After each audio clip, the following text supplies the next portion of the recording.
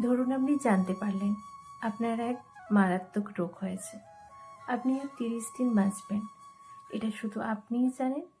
আপনার পরিবার কিংবা আত্মীয় স্বজন কেউ জানে না। এটা জানার পর আপনি আপনার বাড়িতে এলেন। প্রতিদিনের মতন আজও আপনার বাবা আপনাকে বকা দিল কোনো এক কারণে। তোকে দিয়ে কিছুই হবে না, এই ধরুন আমাদের মধ্যবিত্তের বাবারা যেমন হয় আর কি। প্রতিদিনের মতন আজও কি আপনি বাবার সাথে তর্ক করবেন, নাকি তার বকাগুলো প্রাণ ভরে শুনে নেবেন? এরপর আপনার মা এলো, এসে বলল, নে বাবা খেয়ে নে। আপনার মনে হবে এটাই বুঝি আপনার মায়ের হাতে শেষ খাবার। আপনি তৃপ্তি ভরে খাবেন। আপনার কাছে মনে হবে এটাই শ্রেষ্ঠ খাবার, যদিও ডাল ভাত হোক না কেন। এরপর আপনি বাড়ি থেকে বের হলেন। পুরনো এক বন্ধুর সাথে দেখা হলো, যাকে আপনি একদম সহ্য করতে পারেন না।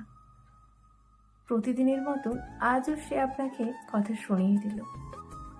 তখন কি আপনি তার সাথে তর্ক শুরু করে দেবেন, নাকি তাকে জড়িয়ে ধরে বলবেন, বন্ধু ভালো থাকিস?